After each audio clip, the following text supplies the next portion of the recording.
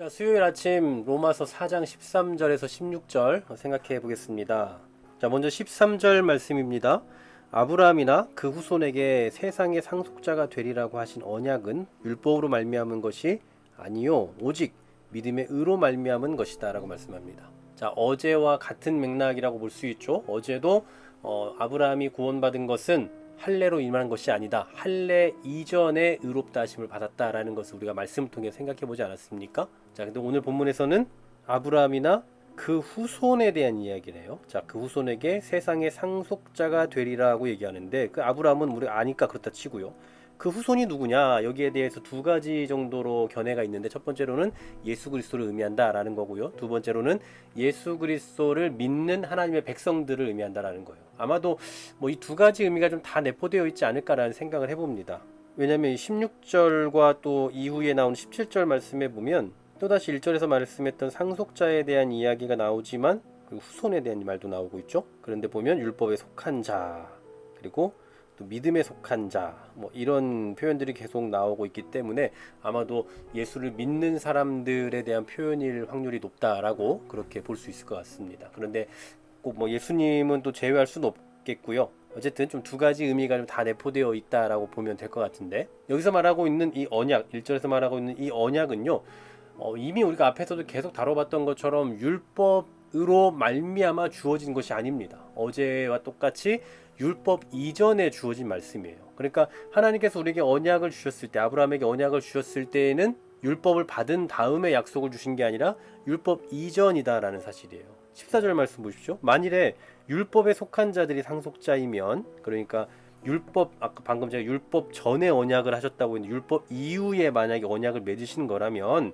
그러면 믿음은 헛것이 되고 약속은 다 파기되었다라고 얘기해요. 율법에 속한 자들이 나오는데 이 율법에 속한 자들은 율법의 행위를 주장하는 사람들입니다.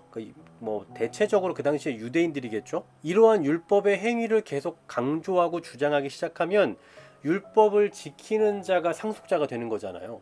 율법을 지키는 사람만 구원받은 자가 된다고요. 그렇다면 율법 이전에 했던 그 약속, 이 언약도 필요 없고 이 언약에 의해서 믿음을 가진 것도 다 쓸모없는 것이 된다는 거예요. 그러니까 다시 말하면 율법을 지킴으로 구원을 받는 게 확실해진다면 그게 진리다라고 굳어진다면 그렇게 되면 율법 이전의 약속을 받은 우리들의 삶은 우리들의 믿음은 아무 소용이 없는 게 된다라는 겁니다. 그건 다 파기된다고요. 하나님께서 우리에게 하셨던 그 약속은 다 파기되는 거예요. 그럼 이제 우리 당장 이제 오늘부터 교회에 그만 다니셔야 됩니다. 끔찍한 얘기가 되는 거죠. 그러니 율법으로 인한 거 아니다라는 걸 다시 얘기하는 거예요. 그럼 실제로 율법이 하는 게 뭐냐? 전에도 살펴봤지만요.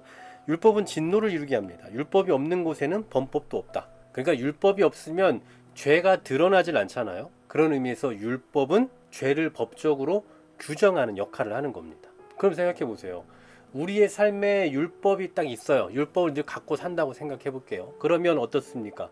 그 율법은 항상 무엇을 해요? 우리를 정죄하겠죠. 율법에 의하면 그 율법을 조항으로 만든 게 613가지다라고 얘기하는데 어쨌든 그걸 조항으로 만든 거든 아닌 거든 그것을 가지고 살면 우린 계속 정죄받는 거예요. 그럼 우리의 삶은 매일같이 죄인인 거죠. 죄인. 그럼 죄인이면 결국 어떻게 해야 됩니까? 우리는 하나님의 진노를 받아야 되죠. 그러니까 이 율법의 행위로 말미암으면 하나님 앞에 설 수가 없는 거예요. 그러니 무슨 상속자는 무슨 후손은 무슨 이런 거 없어요. 그냥 죄인이에요. 그냥 하나님의 진노를 받는 지옥의 땔감으로 살아갈 수밖에 없는 존재가 되는 거라고요. 그러므로 율법으로 되는 것이 아니다. 상속자는 무엇으로 된다고요? 16절에 믿음으로 되나니 라고 말씀하죠. 오직 믿음으로 되는 겁니다. 율법으로 되는 게 아니에요. 율법을 우리가 가졌으니까 우린 구원받았다라고 말하는 게 얼마나 무식한 얘기인지를 아셔야 되는 거예요. 율법을 가졌기 때문에 더 죄인이 되는 거라고요. 율법을 가졌기 때문에 하나님 앞에 더 설 수 없는 거라고요. 오히려 믿음으로 우리가 하나님의 은혜 아래 설 수 있는데 우리가 이미 지난주인가요? 생각해봤던 로마서 3장 24절에 보면 그리스도 예수 안인 성령으로 말미암아 하나님의 은혜로 값없이 의롭다 하심을 받았다요. 값없이. 그러니까 이 믿음은 값을 요구하지 않습니다. 값이 필요 없어요.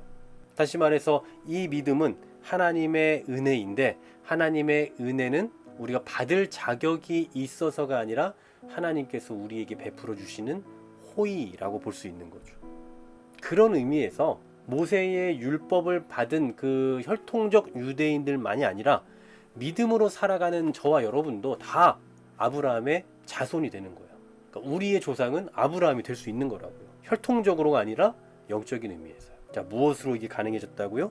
값없이 하나님의 베풀어 주신 호의로 말미암아 그 믿음으로 인해 율법이 없음에도, 율법을 받지 않았음에도, 할례를 받지 않았음에도 우리는 믿음으로 인하여 구원함을 받았고 더 나아가 상속자가 되었다. 여러분, 저와 여러분이 뭐라고 상속을 받습니까? 저와 여러분이 뭐라고 하나님께서 소유하신 하나님의 것들을 상속받을 자격이 있냐고요. 모든 게 주의 은혜이며 모든 것이 값없이 주신 하나님 예수 그리스도의 그 호의로 말미암음이다. 이 사실 기억하시며 우리의 현재 이 구원받은 자로서의 위치가 얼마나 영광스러운 위치인지, 상속자로서 살아갈 수 있음이 얼마나 감사한 일인지를 다시 한번 좀 생각하시는, 그리고 감사를 좀 경험하는 이 하루가 되시기를 간절히 소망합니다. 하나님, 우리가 무엇이기에 주님의 것을 상속받을 수 있단 말입니까? 하나님의 은혜가 아니면, 하나님의 호의가 아니면 감히 받을 수 없는 이 특별한 위치에 우리가 살아가고 있다는 것을 잊지 않게 하시고, 믿음의 조상이라 하는 그 아브라함을 우리의 조상으로 받을 수 있다는 것이 또 얼마나 큰 영광인지를 다시 한번 좀 생각하는, 그리고 우리의 조상인 아브라함이 가졌던 그 믿음과 같이 우리의 삶의 현장에서 더욱더 믿음으로써 살아내는 우리 모두가 되게 하여 주시옵소서. 예수 그리스도의 이름으로 기도하옵나이다. 아멘.